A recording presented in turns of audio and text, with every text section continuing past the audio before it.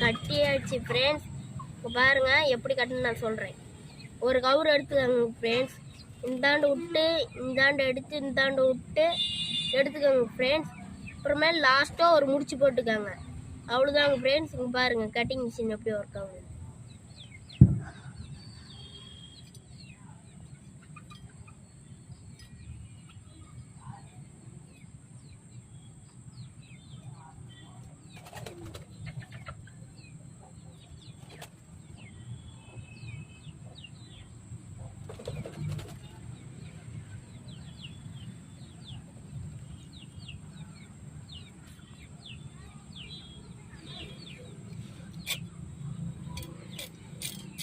பாருங்க ஃப்ரெண்ட்ஸ் எப்படி நெஃப் வருதுன்னு.